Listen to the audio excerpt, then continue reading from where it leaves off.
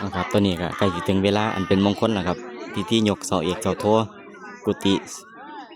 ฏิสงฆ์วัดอุดรบ้านคูครับญาติพี่น้องเพิ่นก็มารวมมือรวมใจกันหลายคนครับได้เวลาแล้วกำลัง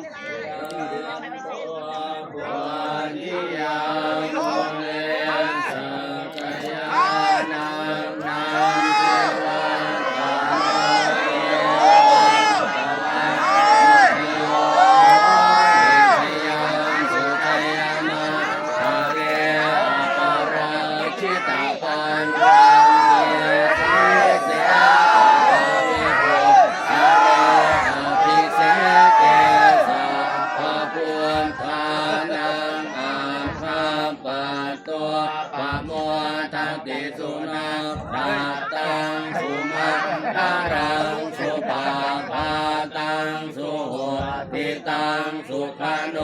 สุโมโหตัวจะสุเย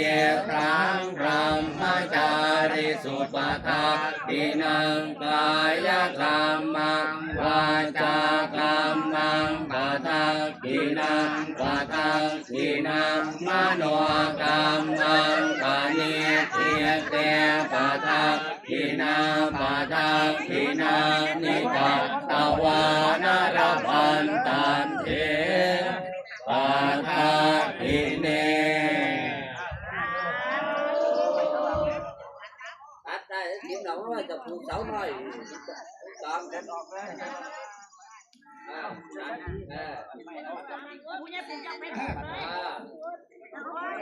เอามาฟังนั้นใหม่ด้วยนะมันไม่แน่น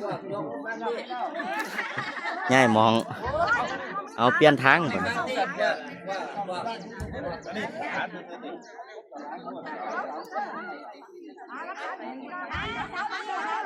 อยู่ต้องเก่าเดี๋ยวดูได้เลยอยู่ต้องเก่าครับอยู่ต้องเก่าเลย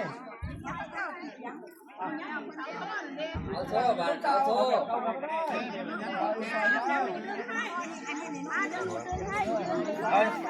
ที่ไหนฮะเดี๋ยวถึงได้สายสินไปตัวรู้เสียงหรอกข้อสองฝั่งเอาคนอะไรตั้งอีกครับตัวแทน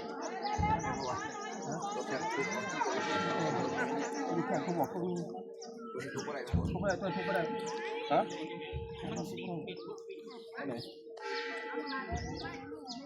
พร้อมหรือยังพร้อมแล้วเอาได้มาผู้ใหญ่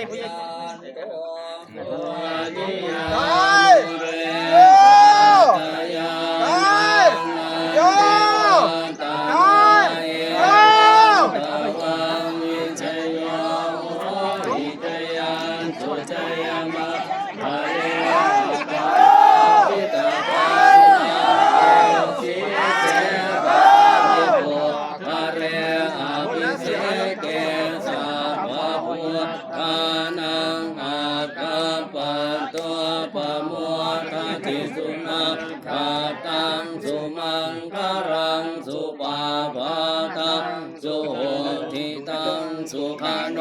สุโมโหตัวจะสุเว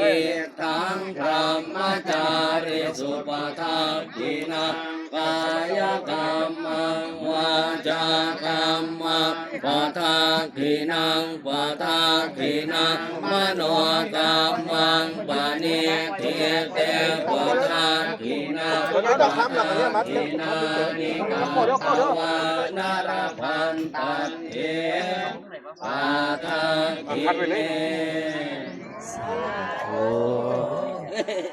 เอาว่ามาตามคอเด้อคุณบ่มาตามคอมือไว้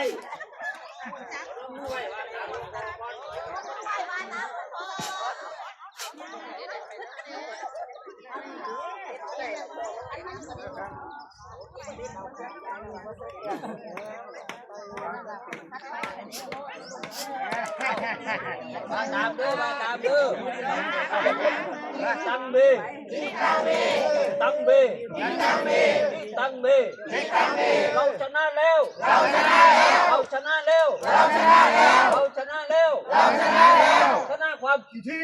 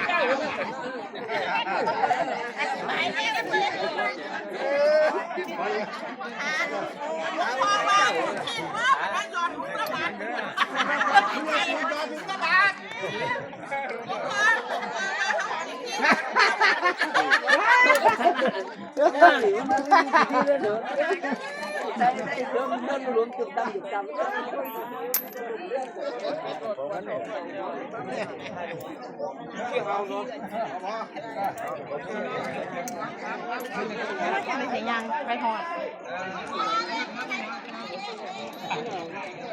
เอาเวลา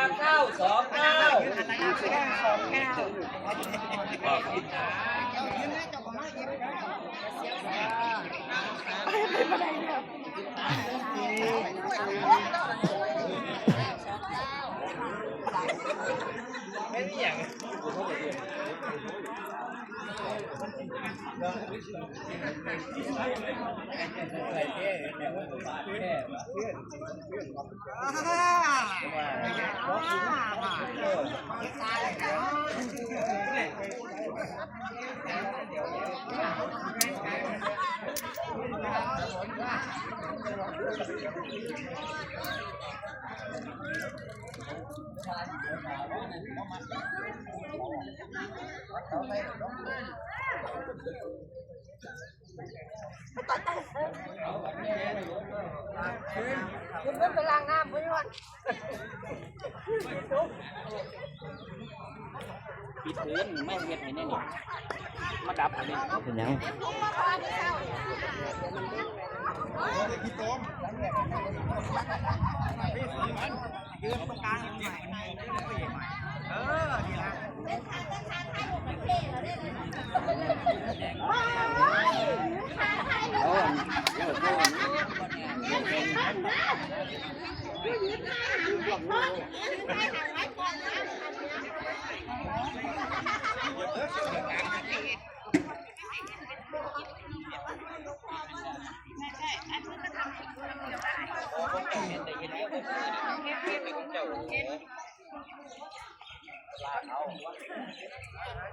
เนี่ยมันเป็น